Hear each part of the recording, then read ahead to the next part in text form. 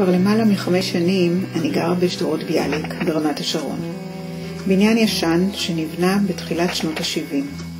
3 כניסות, סך הכל 5 משפחות צעירות, ישראליות מאוד.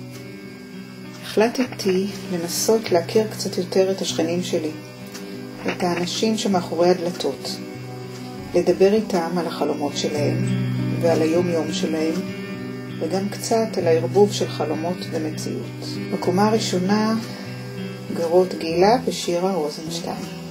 בואו נכיר אותן.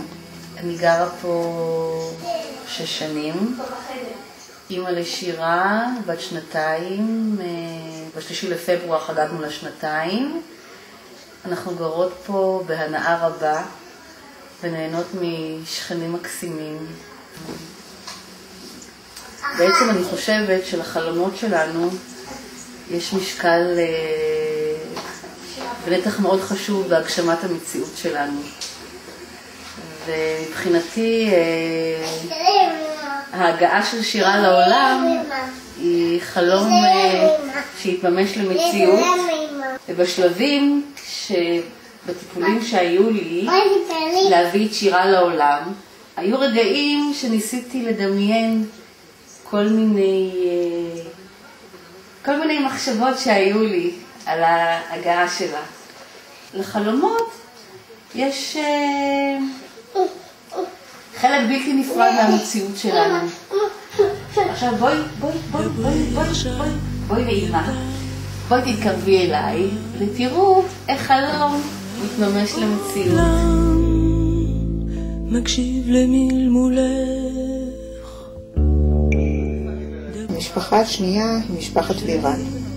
צחי, ניתה ושתי הבנות, אלמה ותמרה. חלום לא נכון. תמיד יש לי חלומות רעים. לא. פה אנחנו גרים, אני ושבט הבנות. החלום ידעו שאנחנו מאוד רוצים שיתחילו ויגמרו את השיפוט פה בבניין. השלט כבר יותר מחליט בכניסה. זאת המציאות. רוחות, גשמים. ההבטחה קיימת, אבל איפה שזה לא קורה, אנחנו פשוט רוצים שזה כבר יתחיל ובעיקר יסתיים. ובעיקר לישון בלילה זה נחמד. חלום יומיומי, שגרתי. אני מלכת החלומות. אבל אצלי הם לא בחיי היום-יום. הם לא ישימים בכלל. עולם חדש וטוב אני אתן לך, כבר במבט כחול את מגלה. הדירה השלישית מאכלסת את גלי ויושי והבן הקטן יאלי. אני יושי צ'רחי, זו אשתי גלי צ'רחי. נשואים כמעט 3 שנים, גרים בבית הזה, זה התחלנו את השנה החמישית, יש לנו תינוק בן 1 שנה ו5 חודשים, קוראים לו יאלי. חתנו פה, הבאנו ילד פה, והחלום שלנו בגדול זה באמת להישאר ברמת השרון, כי נורא התאהבנו במקום הזה, שהבן שלי יגדל כאן, שאנחנו נמשיך את החיים שלנו כאן, וזהו, זה באמת, באתי לכאן, אני לפחות, ממקום אחר לגמרי, ופה אני לא רואה את החיים שלי במקום אחר. המשפחה הרביעית, משפחת לידה. אילנית שעלתה מארגנטינה, ירון שעלה מהולנד, והילדים הצברים, דרור ונויה. בחלומות אני רגועה, אני עושה שיעורי בית ברוגע, אני מחכה את הזמנים של הילדים שלי, אני מבשלת להם אוכל בריא וטוב.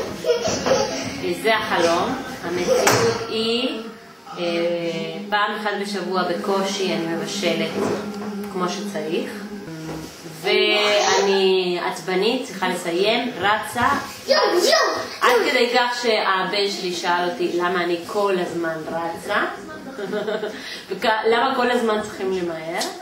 אז זמן ורוגע כנראה זה חלום. דירה חמישית, הבית של רותם ואייל, ניסיתי כמה פעמים לפגוש אותם, ללא הצלחה. עד שמצאתי יום אחד את ההודעה על הדלת שלהם, ההודעה בזו הלשון.